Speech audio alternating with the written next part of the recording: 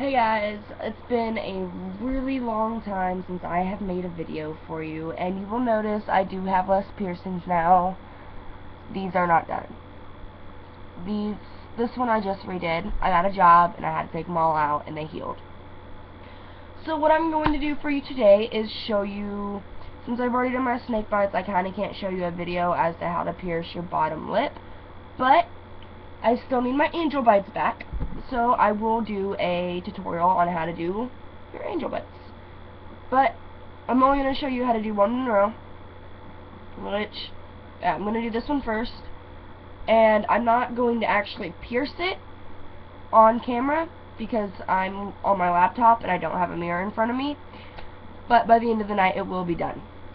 So, materials that you might need: clamps. Mine are kind of cheap. It's the only thing I could get at the point in time in my town, but they work. They clamp. That's all I need them for. Make sure they clamp, and they do a good job. I used them when I did that one. Not everybody uses this. I use it because it sterilizes everything. Bottle of rubbing alcohol. It's just that way I make sure I have clean everything. I soak a cup in alcohol overnight to make sure there's no germs inside the cup, because I will be pouring alcohol into that. Then you might want to have some rings and some needles.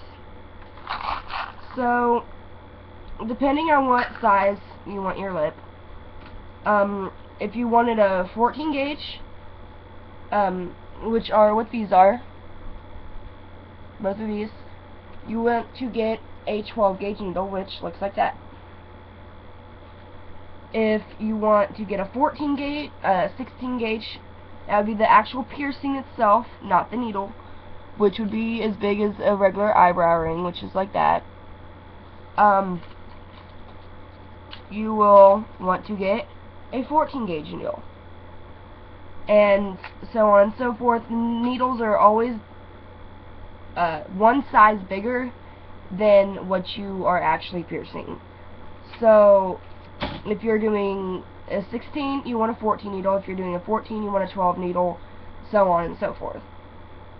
So I've got my 12 needle because I want 14s, and I've got my jewelry, which I'm putting studs in because I accidentally threw away all my hoops one day.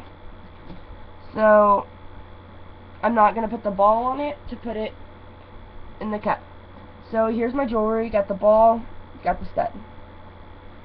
So, and I need my needle.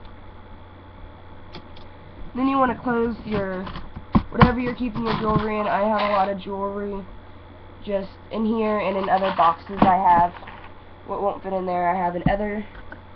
So what I do is I take the alcohol cap and I fill it up and put the ring in it, and I fill the other, fill the cup up to put the needle in it because it's deep. So the first thing I'm going to do, I'm going to pour some into the cup, which I'm going to do over here, then show you the cup because I don't have a hand to hold it.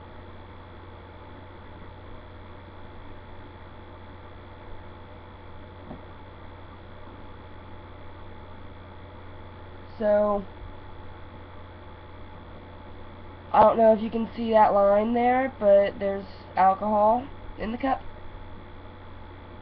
And all you want to do is just, I put in the sharp end of the needle, which these are hollow needles, so you can see down head first, and I lay it in there and I fill it up just enough to cover the whole needle, because the whole thing will go through your lip.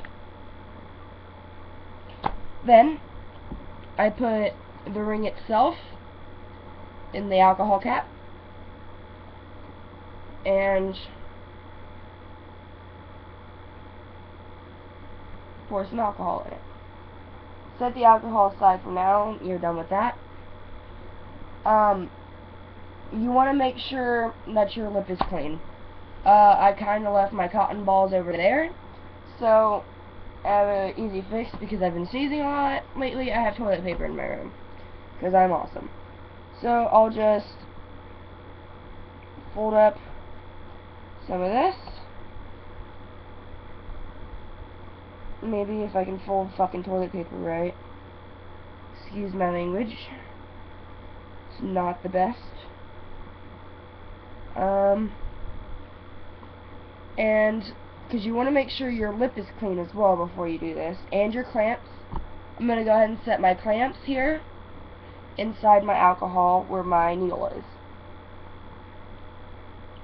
Take the alcohol bottle, do one of those things where you just dump it over and get some on there, get it moist. Make sure you don't get this in your mouth. It really does taste gross. I've done it many times. So, I don't know if you can see my scar, but there's a scar like right here. That's where I'm going to be piercing it. So I'm going to rub some alcohol on it. Now the outside's clean. I don't clean the inside because I use mouthwash to do that, and I've got to go grab that from downstairs. Rubbing alcohol is not supposed to go in your mouth.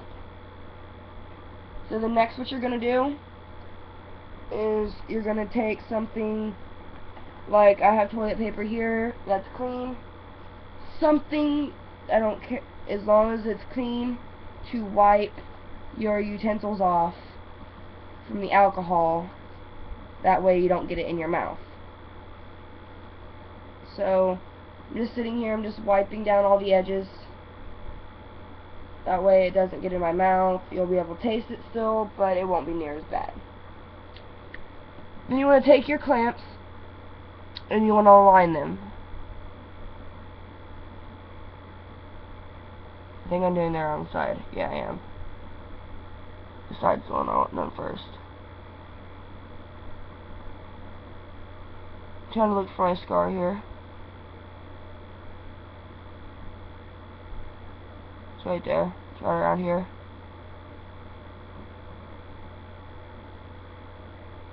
Yeah, you see the scar in the middle? Okay. I'm gonna put your clamps on. They should, if mine stay, so that yours should. And you want to take your needle out. You should wear gloves to do this. I don't have them on right now because I'm not doing it officially yet. But I will put them on when I do it. I would use like latex disposable gloves. That's usually what they use in parlors. That's what I use. That's what a lot of people use. Then you just want to take your needle.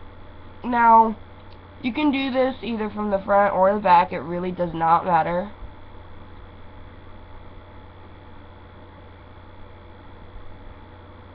It all depends on what skill you have. If you can do it from the back and be able to see it and put it straight through, great for you. I can do it, but I don't trust myself to do it. I like to be able to see what I'm doing because I can't see like that in order to push it straight through.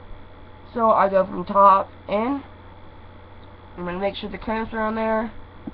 Shit. I line the needle on my lip where I want it to go. I take a deep breath in, and as I'm exhaling, I push it through. That's really all you need to know. Aftercare. You might want to know that. It's really simple.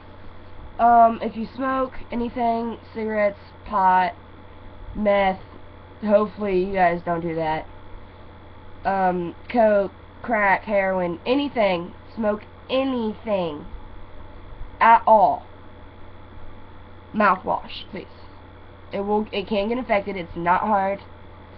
Every time you eat, disinfect. Every time you take a drink, mouthwash. Every time you eat, mouthwash. Every time you drink, mouthwash.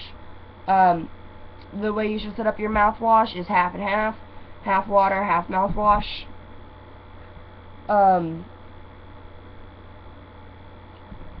You will notice I use Neosporin.